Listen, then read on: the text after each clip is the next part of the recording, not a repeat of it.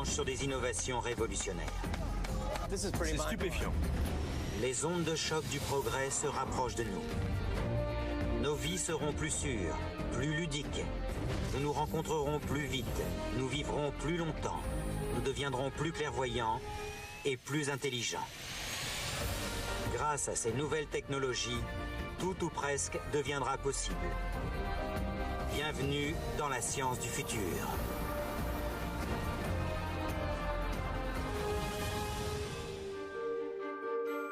Nous abordons une ère nouvelle, où la technologie sera intégrée à la nature humaine. Une ère où nous ne parviendrons plus à distinguer ce qui est humain de ce qui ne l'est pas. La fusion entre l'homme et la machine est inéluctable. Le processus est en marche et redéfinit déjà le sens même que nous donnons à l'humanité. Le cerveau humain est un organe extrêmement complexe qui compte plus de 85 milliards de cellules nerveuses ou neurones. Ces neurones communiquent entre eux par des signaux chimiques et électriques.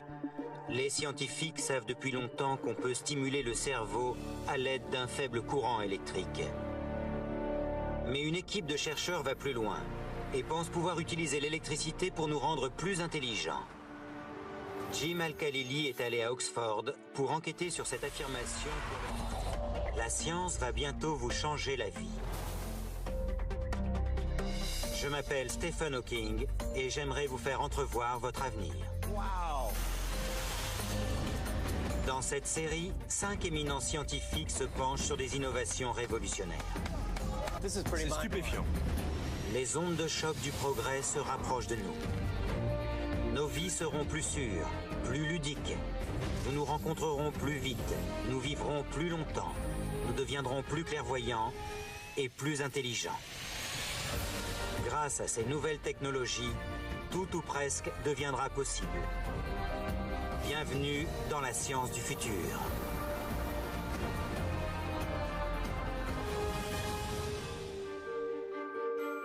Nous abordons une ère nouvelle, où la technologie sera intégrée à la nature humaine. Une ère où nous ne parviendrons plus à distinguer ce qui est humain de ce qui ne l'est pas. La fusion entre l'homme et la machine est inéluctable. Le processus est en marche et redéfinit déjà le sens même que nous donnons à l'humanité. Le cerveau humain est un organe extrêmement complexe qui compte plus de 85 milliards de cellules nerveuses ou neurones. Ces neurones communiquent entre eux par des signaux chimiques et électriques. Les scientifiques savent depuis longtemps qu'on peut stimuler le cerveau à l'aide d'un faible courant électrique. Mais une équipe de chercheurs va plus loin et pense pouvoir utiliser l'électricité pour nous rendre plus intelligents. Jim Al-Khalili est allé à Oxford pour enquêter sur cette affirmation pour le moins audacieuse. Nous savons tous qu'à force d'exercice, nous pouvons sculpter notre corps pour le rendre plus fort, plus rapide et plus performant. Il n'existe malheureusement pas de pilule ou de recette miracle pour obtenir un corps parfait. Nous savons que cela prendra du temps et beaucoup d'efforts. Mais qu'en est-il de notre cerveau? Pouvons-nous le muscler lui aussi pour le rendre plus fort et plus rapide? Je suis dans le département de psychologie expérimentale de l'université d'Oxford pour voir où en sont les dernières recherches sur l'amélioration des performances cérébrales.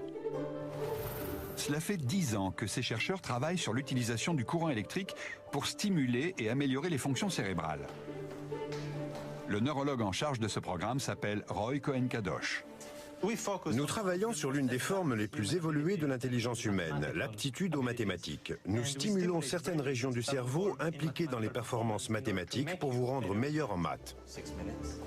Au tout début du projet, Roy et ses collègues se sont appliqués à identifier les parties du cerveau qui entraient en activité pour une tâche donnée. En envoyant une petite impulsion électrique à une région précise du cerveau, on peut voir quelles sont les fonctions qui réagissent. Première impulsion. C'est trop bizarre. Une autre. Tereka est en train de stimuler votre cortex moteur gauche et en faisant ça, vos neurones vont déclencher une réponse motrice de votre main droite. Je sens un clic sur mon crâne à gauche, puis une contraction très localisée au niveau de la main droite. Ça ne me fait pas sursauter, sinon ce sont mes deux mains qui se contracteraient. Au cours de leurs expérimentations, Roy et ses collègues ont soumis les différents lobes du cerveau à ces impulsions électriques. C'est cette technique que vous avez utilisée pour localiser les régions du cerveau impliquées dans les mathématiques? Exactement. Et si on peut améliorer les fonctions associées à cette région ou à d'autres régions impliquées dans les mathématiques, on peut rendre les gens meilleurs en maths. Une fois les différentes fonctions du cerveau localisées, les chercheurs ont mis au point un système permettant d'accélérer la transmission des informations dans les régions impliquées. Des électrodes posées sur la tête, leur envoyant directement un courant électrique alors qu'elles sont déjà occupées à résoudre un problème. On a imaginé un jeu où les gens doivent résoudre des problèmes mathématiques qui entraînent l'activation de certaines régions du cerveau. Et nous stimulons ces régions pendant le jeu. On fait les exercices avec ce bonnet sur la tête? Exactement, pendant que le cerveau est stimulé. Et qu'avez-vous découvert? On a découvert qu'en stimulant le cerveau pendant la réflexion mathématique, on pouvait améliorer les performances de 28%. De tels résultats, une amélioration de 28 à 30% des capacités de calcul, sont tout simplement incroyables. Faisons maintenant l'expérience avec Anna Powell, professeure notoirement nulle en maths. Premiers exercices sans les électrodes. Et on est à 2 à plancher. Je vous dirai quand arrêter. Sarah a 200 livres. Elle achète 4 pneus d'une valeur de 35 livres chacun. Combien lui reste-t-il après les avoir achetés? J'en ai pas la moindre idée. Classez ces fractions par ordre croissant. Quart, tiers, moitié. Combien y a-t-il de bureaux par rangée? 50 questions plus tard, Anna Powell en est à 60% de bonnes réponses. Je m'en sors beaucoup mieux avec 90%, mais bon, moi je me sers des maths tous les jours. Je sais pas. 300? Voici le bonnet. On réessayera demain après une séance de stimulation cérébrale. Je participerai aussi, et nous utiliserons nos corps pour résoudre des problèmes mathématiques. Localisez les fractions sur la ligne. D'accord. Bougez et quand vous êtes prête, levez les mains, ok? Ok. Le but du jeu est de matérialiser ce que représentent les fractions sur la ligne au bas de l'écran.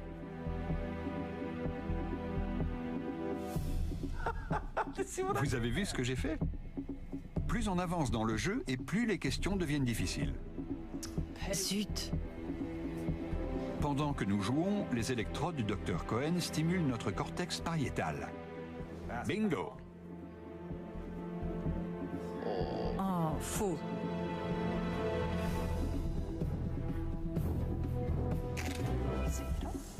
Oui, enlevez-moi cette merveille. J'ai effectivement senti une stimulation. J'avais l'impression que mon cerveau faisait plus d'efforts qu'il n'en fait normalement. Je l'ai vraiment senti. Mon cerveau travaillait plus vite, surtout vers la fin. Puis, nous entreprenons de résoudre les mêmes types d'exercices que la veille pour voir si nous avons fait des progrès.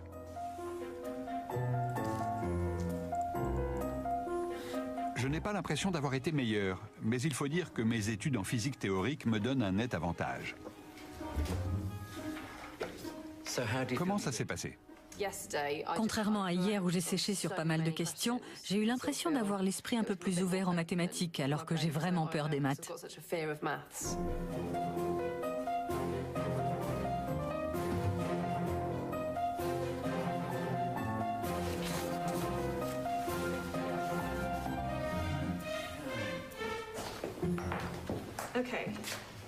Anna, vous avez obtenu quelques centièmes de points de plus à un des tests. Je pense qu'avec plusieurs séances de stimulation, le résultat serait plus probant. Intéressant. Sinon, les résultats sont sensiblement les mêmes. Jim, vous avez progressé de quelques centièmes de points. L'entraînement est la forme de stimulation cérébrale qui demande le moins d'efforts. Quel est l'avenir de cette technologie d'après vous? Sera-t-elle un jour accessible à tous? Nous l'espérons, mais cela soulève évidemment quelques problèmes éthiques. Comme, est-il légitime que ceux qui sont déjà doués en maths s'en servent pour devenir encore meilleurs? Mais ce n'est pas gênant si on devient tous meilleurs en maths, si? Tous les spécialistes de neuroéthique ne partagent pas ce point de vue. Mais dans la mesure où cette technologie ne présente aucun risque pour le cerveau, moi je pense qu'elle est promise à un bel avenir.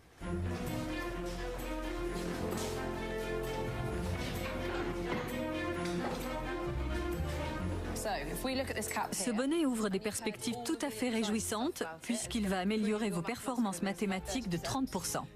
Qui aimerait essayer? Qui aimerait le porter pendant le cours? Moi, madame. Oui? Oui, c'est pas gênant si t'es la seule à le porter? Ah non, si je suis la seule, je préfère pas. Ok, super.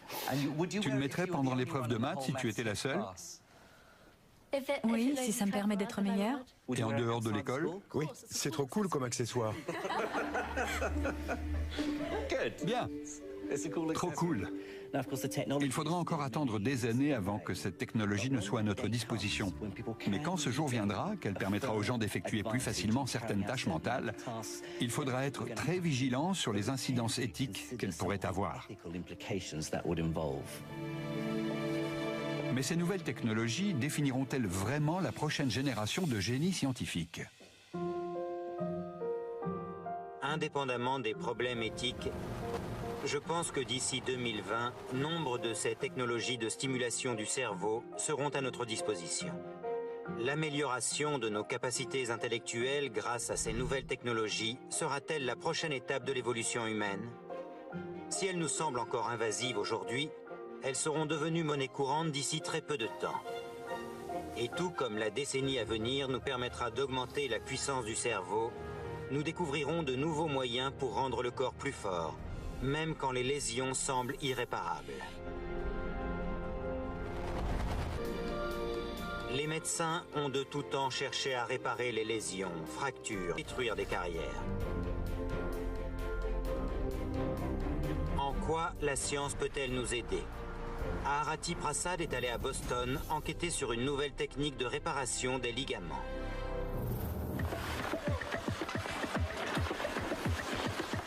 Le hockey sur glace est l'un des sports les plus éprouvants sur le plan physique. Pour un grand nombre de ces joueurs, le rêve de devenir une star du hockey s'évanouira un jour en une fraction de seconde à cause d'une vilaine blessure. Et la rupture du ligament croisé antérieur du genou est une très vilaine blessure. Le traitement des ligaments est très difficile, d'autant que celui-ci est situé dans la profondeur de l'articulation du genou. Et ça ne concerne pas que les joueurs de hockey. C'est arrivé à Shira Lewis, une jeune gymnaste promise à un bel avenir. J'étais à l'entraînement. C'était 2 jours avant ma première rencontre de terminale. Je sortais de poutre. Je tournais encore quand je me suis réceptionnée et j'ai entendu un claquement. Le ligament qui permet les rotations du genou, le LCA, a été arraché de l'os. Shira comprend immédiatement les conséquences d'une telle blessure. C'était horrible. J'étais assise sur le tapis, j'ai regardé mon entraîneur et je lui ai dit « C'est fini, je ne suis plus gymnaste ». Avec la technologie dont nous disposons aujourd'hui, la seule solution est de retirer le ligament rompu et de le remplacer par un tendon de la jambe. Mais le succès de cette intervention est loin d'être garanti. Pour comprendre toutes les difficultés d'une telle reconstruction, j'ai rendez-vous avec Braden Fleming à l'université Brown, dans l'État de Rhode Island. C'est un genou de cochon. Ça, c'est ce qui correspond chez nous à l'os de la cuisse et ça au tibia. Et entre les deux, vous avez le ligament croisé antérieur. Le LCA? Exactement. C'est du tissu fibreux composé principalement de collagène, l'un des matériaux les plus résistants du corps humain. Comment le déchire-t-on? Il faut beaucoup de force. Je peux vous montrer si vous voulez. Entrez. À ma grande surprise, le professeur Fleming fait venir des infirmiers à qui il propose une lutte à la corde avec le genou de cochon. Ils sont donc 4 à tirer sur ce petit ligament. Vous tirez vraiment? Oui. Oui. Ils sont tout rouges. Tirez! C'est incroyable. La force exercée sur le ligament est de 1500 newtons, soit 150 kilos. Et il ne cède toujours pas. Je ne pensais pas que le ligament résisterait. Je pensais qu'il se romprait beaucoup plus vite. Les ligaments sont très résistants, car les fibres de collagène qui les constituent s'entrecroisent. Comme une corde. Exactement, comme une corde.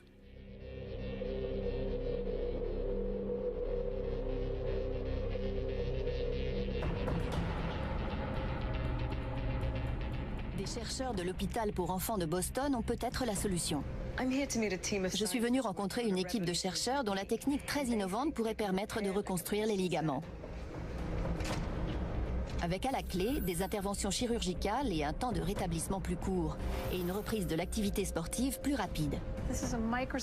Voici à quoi ressemble un ligament au microscope. En cas de rupture, les fibres se déchirent et s'effilochent. Et il est très difficile de suturer ces extrémités car la suture ne tient pas. Quand un ligament se déchire ailleurs que dans le genou, les extrémités saignent, le sang coagule et forme ce qu'on appelle un échafaudage. Or, le LCA se trouve à l'intérieur de l'articulation du genou qui est remplie de liquide. Et ce liquide empêche la formation de ces échafaudages. Les extrémités du ligament flottent dans le liquide et ne peuvent plus être reliées. Notre objectif est de créer un échafaudage pour relier les deux extrémités et permettre au ligament de se reconstruire. Et comment fabrique-t-on ces échafaudages? Voici la matrice extracellulaire du genou d'une vache, qui, une fois transformée, ressemble à ça. Elle est principalement composée de collagène et d'autres protéines qui facilitent la migration des cellules. On peut en mettre entre les deux extrémités rompues du ligament, l'hydrater du sang du patient, et elle restera à l'intérieur du genou. Elle ne sera pas dissoute par le liquide. Je vais bientôt savoir si ce biomatériau à base de collagène peut vraiment empêcher la dissolution d'un caillot de sang. En ajoutant du sang humain au matériau qui constitue l'échafaudage, on favorise la formation d'un gros caillot. Ça ressemble plus à un gel maintenant. Oui, ça se mélange mieux au sang. On le verse ensuite dans un moule et on remplit un deuxième moule avec juste du sang. Pour les faire coaguler, les deux échantillons sont portés à la température du corps humain.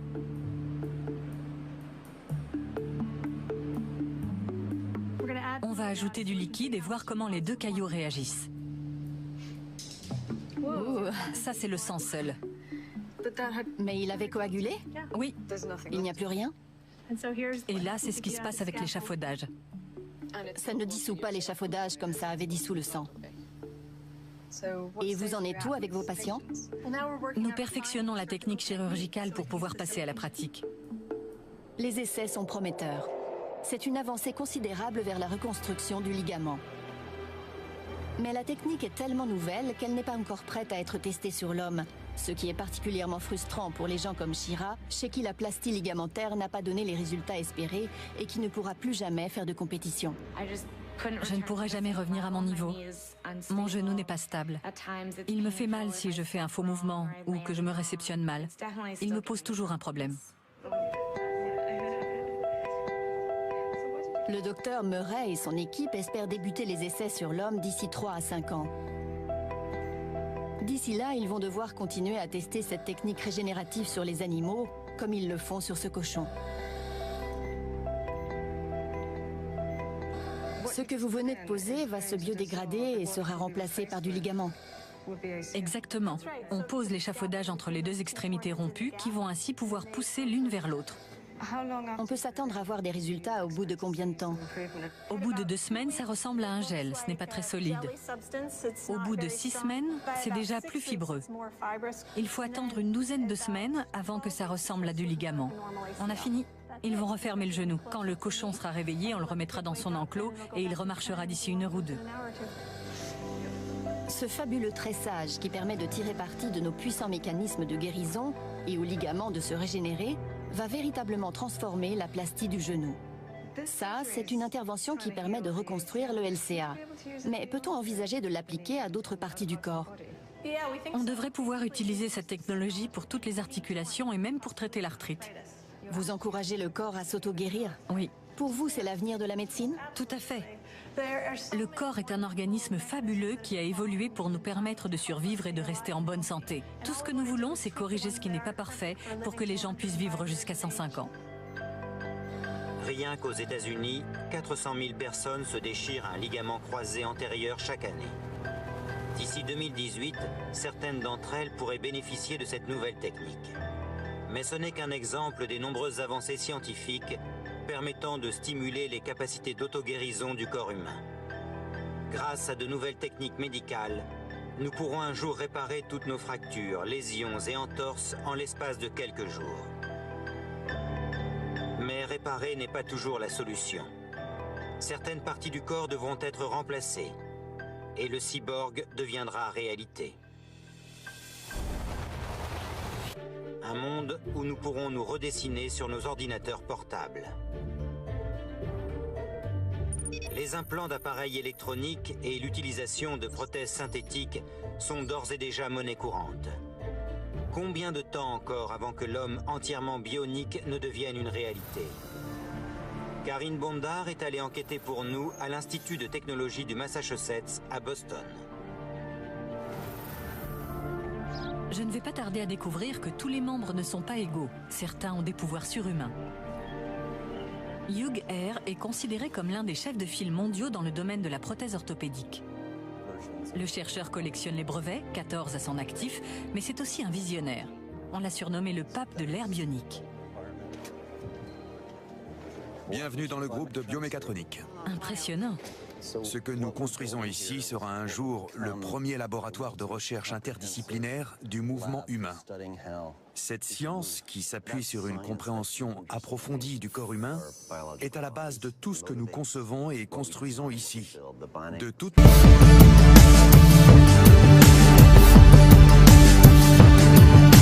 nos structures bioniques, tant au niveau matériel que logiciel. Par quoi commencez-vous exactement? Comment ça se passe? Nous avons des descriptions mathématiques du muscle, des tendons et de comment nous contrôlons nos muscles. Ce modèle nous indique comment le membre doit bouger, comme s'il était fait de chair et d'os. Je porte moi-même 2 jambes bioniques. J'ai eu 2 jambes amputées en 1982 suite à un accident d'alpinisme. Tenez, regardez.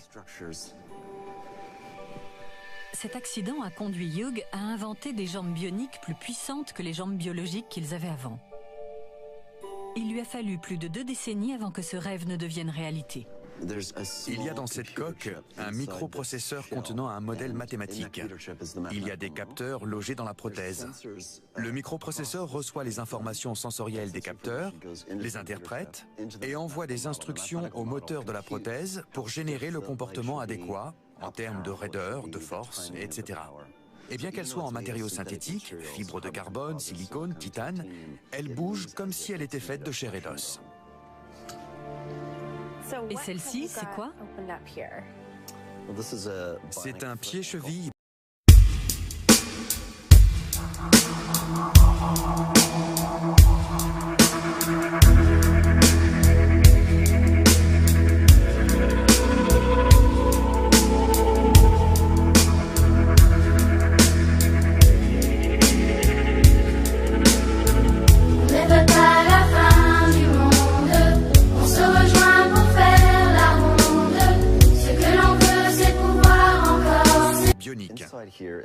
Vous avez là un capteur de pression qui détecte le niveau de pression que j'exerce sur le membre bionique quand je marche, quand je bouge. Il y a un microprocesseur à l'intérieur qui est programmé pour reproduire le mouvement du muscle du mollet. Le muscle du mollet utilise une force de réaction positive au sol. Plus vous exercez de force sur le muscle du mollet pour marcher vite, plus la moelle épinière active ce muscle pour donner davantage d'énergie à votre corps. Et nous avons reproduit ce réflexe dans la structure bionique. Donc vous avez créé un mécanisme de réaction très similaire à ce qui se passe naturellement dans le corps. Tout à fait. Le membre bionique ne pourrait absolument pas fonctionner sans le corps humain. C'est l'interaction biomécatronique entre l'humain et le membre bionique qui complète la boucle qui va de la perception au calcul, puis à l'action. De l'autre côté du labo, le docteur Elliot Rouse travaille, lui, sur un genou bionique de conception très innovante. Donc ça, c'est votre genou biomécatronique. Le genou humain est une articulation extrêmement complexe. Par où commence-t-on pour dessiner une telle prothèse? Nous observons le mouvement du genou pendant la marche et nous essayons de le reproduire en termes d'amplitude de mouvement, mais aussi de couple ou de puissance. Quels sont les composants de votre genou bionique? Nous utilisons un moteur et un ressort. Le moteur reproduit le muscle et le ressort le tendon, ce qui nous permet d'avoir une approche bio-inspirée très économe en énergie. Car l'un des défauts des prothèses robotisées, c'est justement qu'elles sont très gourmandes en énergie. Il faut de grosses batteries qui les rendent lourdes et encombrantes.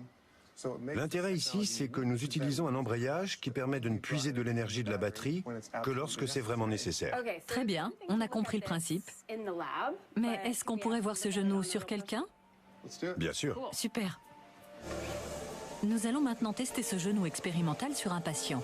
Bob Emerson a été amputé d'une jambe à l'âge de 9 ans suite à un accident de la route.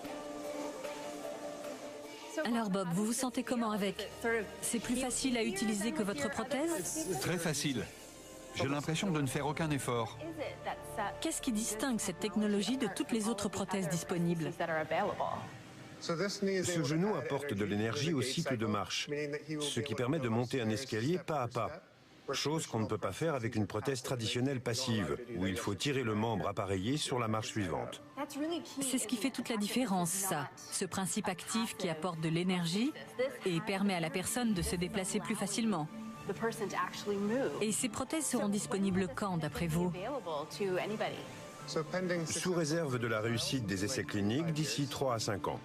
Mais l'objectif à court terme, c'est de l'équiper d'une interface directement reliée à son système nerveux pour que la personne puisse commander elle-même les mouvements de sa jambe, qu'elle ait envie de marcher ou de danser. Ce sera la prochaine étape et ce sera un sacré défi. Les mouvements contrôlés par le cerveau. Waouh! Quelle sera notre relation avec cette technologie d'ici une vingtaine d'années? Pouvons-nous augmenter les capacités du corps humain au-delà de ce que nous pouvons imaginer aujourd'hui? Aujourd'hui, mes membres ne font pas encore partie intégrante de mon anatomie. Le soir, par exemple, je les enlève avant d'aller me coucher. Ce ne sera plus le cas d'ici quelque temps.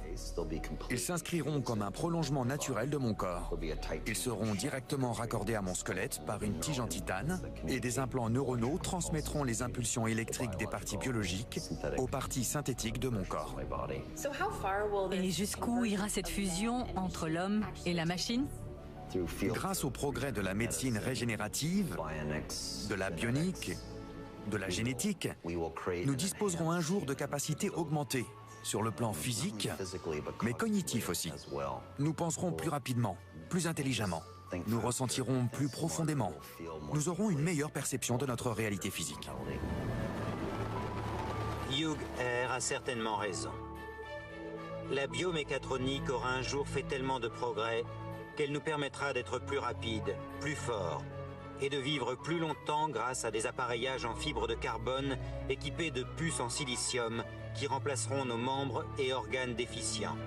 Au-delà des problèmes éthiques qu'elle soulève lorsqu'il s'agit de remplacer des organes en bonne santé, la biomécatronique permettra peut-être un jour à des personnes considérées comme handicapées de bénéficier de pouvoirs surhumains. Mais la force et la vitesse ne sont que l'un des pans de cette évolution. La science a ouvert la voie au traitement de la cécité. Et une nouvelle interface nous permettra peut-être même de voir dans l'obscurité. La science a ouvert la voie au traitement de la cécité. Un défi qui jusqu'à présent relevait de l'impossible.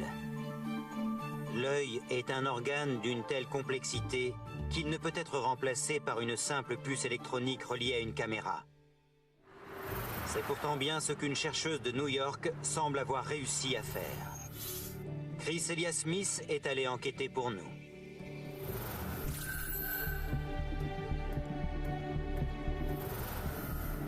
Le problème majeur est de comprendre le code qu'utilisent les yeux pour communiquer avec le cerveau. À New York, une chercheuse s'efforce de décrypter ce code et ses découvertes pourraient bien révolutionner l'interaction entre l'homme et la machine.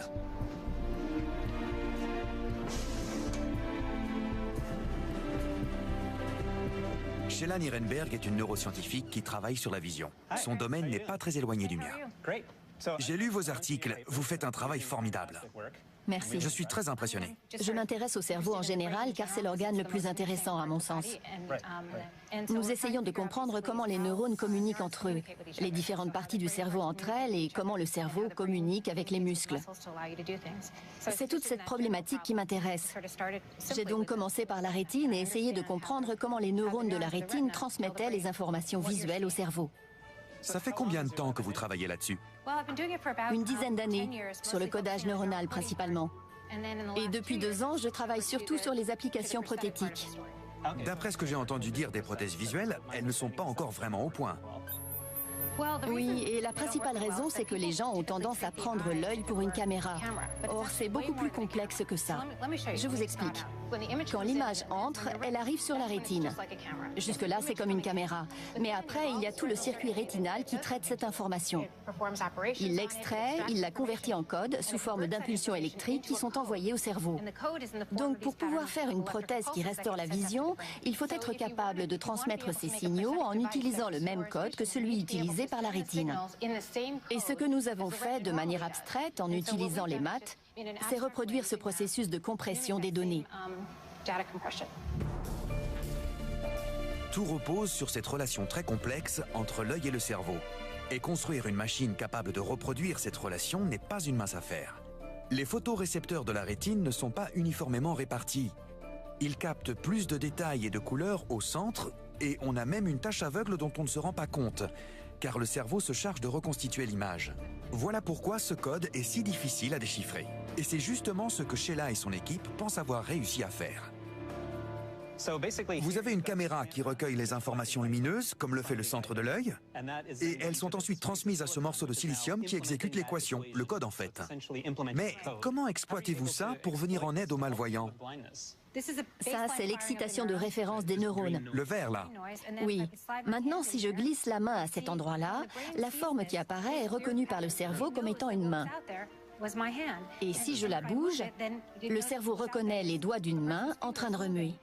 Ça, c'est ce qui serait projeté à l'arrière de l'œil? Exactement. La prothèse est capable de traiter les informations comme le fait une rétine normale. Grâce au code que vous avez déchiffré, aux équations. Tout à fait. L'image passe au travers d'un système d'équations et ressort sous forme d'impulsions lumineuses, comme au travers d'une rétine normale. Et vous utilisez les cellules rétiniennes restantes pour assurer la transduction du message? On contourne les cellules endommagées et on stimule celles qui restent pour qu'elles continuent à transmettre un message normal au cerveau. Et vous les contournez comment? On injecte une protéine dans l'œil du patient, une molécule optogénique qui répond aux signaux de l'appareil. Les informations sont transmises au cerveau via une connexion sans fil. La vision sans fil en quelque sorte. Oui. Et le plus important, c'est qu'il n'y a pas besoin de chirurgie implantatoire, puisque la puce que je vous montrais tout à l'heure est externe. Elle est logée dans les lunettes. Le travail actuel porte sur la miniaturisation de cette puce. On espère pouvoir arriver un jour à des lunettes aussi cool que celles de Geordi dans Star Trek. Mais pour l'instant, malheureusement, elles ressemblent surtout à des lunettes de ski. Quand les malvoyants commenceront à se voir, ils auront sûrement envie de lunettes plus chic. Oui, tant qu'à faire, autant être chic. Et il faudra combien de temps avant que ces lunettes soient disponibles? On constitue le dossier pour les organismes de réglementation gouvernementaux et les tests d'innocuité. J'espère qu'on pourra lancer les premiers essais cliniques d'ici 2 ans. Les essais devraient être en cours en 2016 et les participants auront peut-être déjà commencé à recouvrer la vue. Quelles sont les autres applications possibles? Comme c'est une puce, elle peut nous permettre de donner aux patients des informations visuelles auxquelles on n'a pas accès normalement, comme l'abeille qui est sensible à l'ultraviolet ou le serpent aux infrarouges, oui. Ou encore la vision de nuit ou une plus grande sensibilité. Je suis très impressionné par les travaux de Sheila, c'est vraiment intéressant. Et c'est génial qu'elle ait pu nous expliquer comment l'image qui arrive sur la rétine est transformée en signaux envoyés au cerveau. Se dire qu'un jour, des millions de personnes verront à nouveau ou auront une vision tellement performante qu'un objet comme ça sera superflu, moi je trouve ça dingue. Au fur et à mesure des découvertes qu'on fera sur ce code, je suis sûr qu'un jour, on parviendra à un niveau d'interaction entre le cerveau et la machine inimaginable aujourd'hui. Chris a raison. L'approfondissement de notre connaissance du fonctionnement du cerveau est véritablement l'avenir de la biomécatronique. Domaine qui connaîtra des avancées considérables au cours des 10 ans à venir. Mais pour certains, la science devrait d'abord, avant de chercher à faire de nous des cyborgs, se préoccuper d'optimiser les capacités naturelles du corps humain. La mission de ce groupe de recherche de l'armée américaine est d'améliorer les performances des soldats sur le terrain et de leur fournir un équipement susceptible de leur donner l'avantage. Chaque corps humain est différent. Il semble donc étrange que la recherche se soit jusqu'à présent aussi peu intéressée à l'optimisation des forces de chacun. Et c'est particulièrement vrai dans l'armée, où le moindre écart de performance peut être déterminant.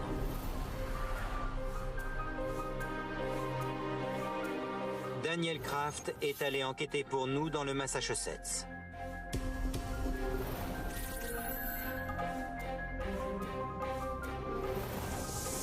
Ceux qui ont fait l'armée le savent, c'est déjà pas drôle de se retrouver en zone de combat, alors si en plus il faut braver les éléments, je viens d'arriver et je suis déjà trempé jusqu'aux os. L'horreur. La seule bonne chose dans tout ça, c'est que c'est pas pour de vrai. C'est bon les gars, ça suffit.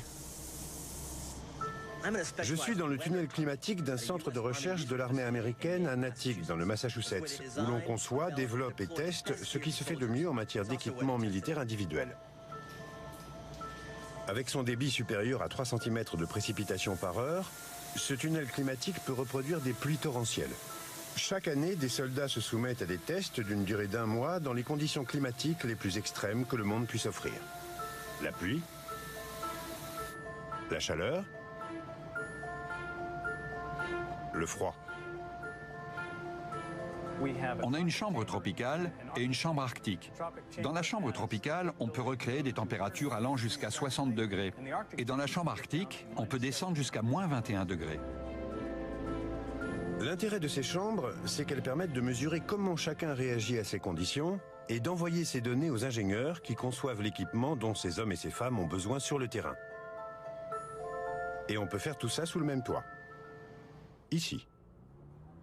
Vous allez d'abord enfiler l'équipement militaire de dotation pour vous faire une idée de ce que peut vivre un soldat en opération. Ça marche. C'est une version beaucoup plus légère que ce que porte habituellement un soldat en opération. Ok.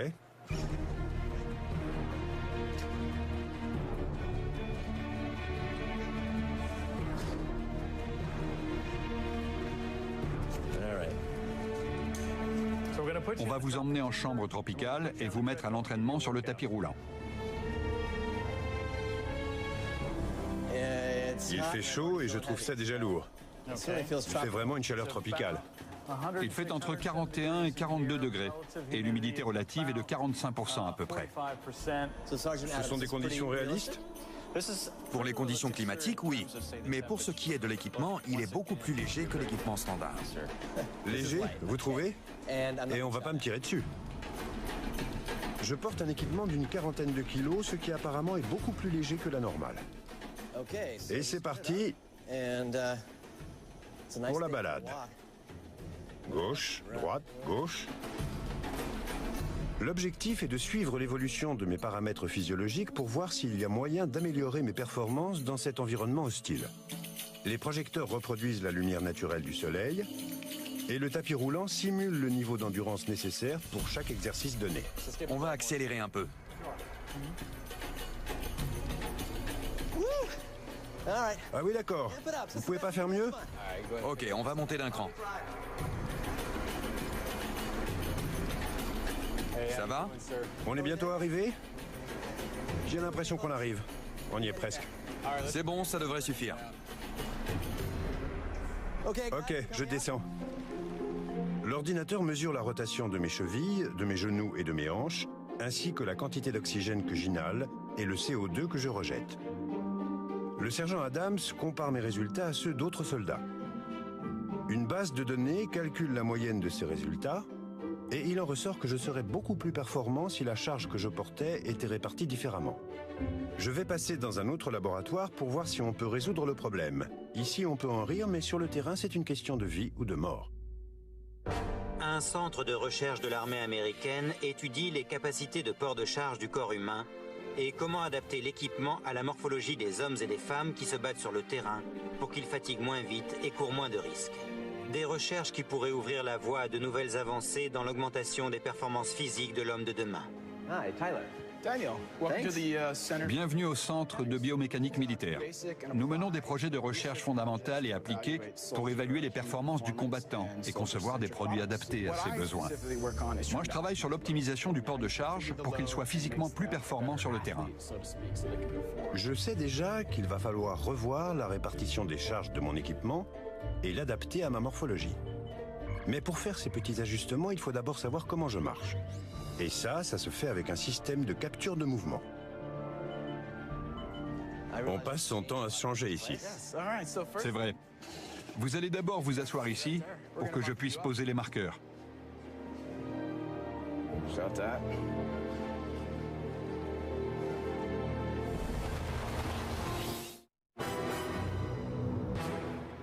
Comment la caméra réagit-elle à ces marqueurs? Si vous regardez cette caméra, là, vous remarquerez qu'autour de l'objectif, il y a un cercle blanc qui émet un rayonnement infrarouge. Ce rayonnement est réfléchi par les marqueurs, dont la surface est composée d'une matière réfléchissante, puis renvoyée à la caméra. Vous allez enfiler l'équipement et faire quelques mouvements. Je suis prêt. C'est beaucoup plus léger. On va commencer par tester votre capacité d'accélération avec la charge. OK. Vous allez marcher, et quand vous aurez posé le pied droit sur cette marque, là, vous vous mettrez à courir. D'accord. Partez.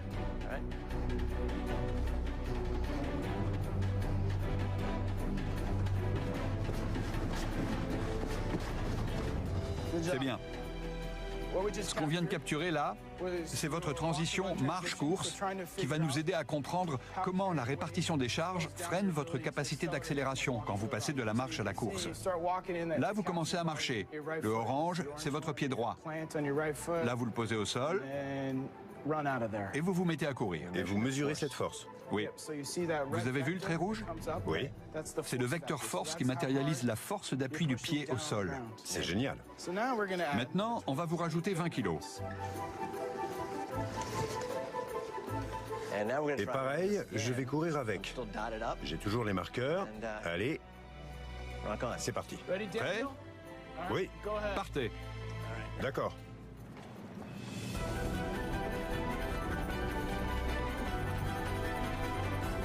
Super.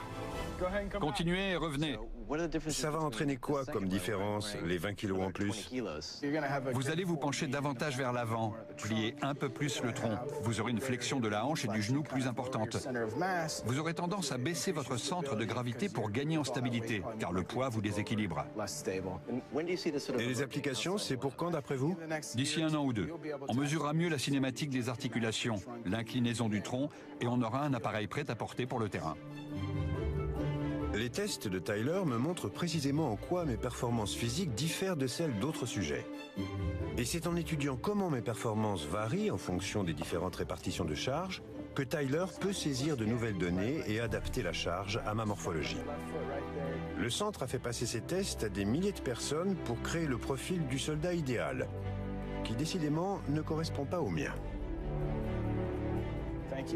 Vous voulez essayer l'équipement lourd maintenant? C'est pas celui que je porte? Suivez-moi. Ça promet.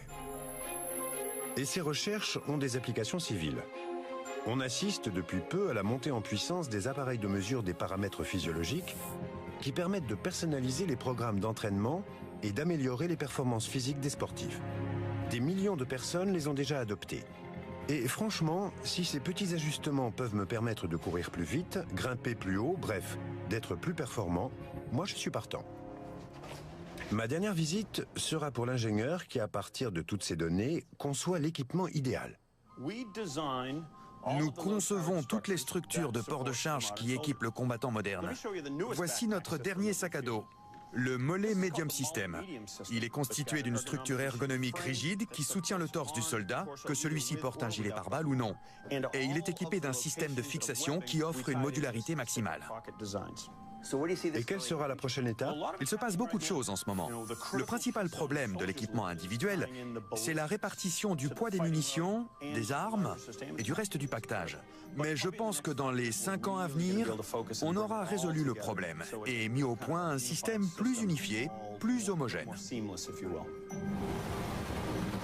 D'ici 2018, les chercheurs et concepteurs de Natic devraient pouvoir offrir à une nouvelle génération de soldats un équipement plus léger, plus compact et plus sûr. En réunissant ces recherches sur les performances humaines et la conception d'équipements mieux adaptés aux besoins de ces soldats, sont souvent la somme de petites améliorations réalisées dans divers domaines. Les applications civiles de ce programme sont nombreuses et très étendues. Mieux nous comprendrons le corps humain, plus les chercheurs seront en mesure de concevoir les technologies qui nous permettront de nous adapter à un monde qui change. Il est clair que l'homme continuera à se perfectionner et à augmenter ses capacités grâce à la technologie. Mais on peut imaginer plus radical encore. Un monde où l'homme remplacera des parties de son corps en parfait état de marche par des membres et des organes artificiels plus performants, des jambes et des yeux bioniques, des cerveaux aux capacités augmentées, des équipements qui nous donneront des forces surhumaines. Ce n'est pas de la science-fiction. C'est déjà là et le sera plus encore demain. Je vous remercie de votre attention.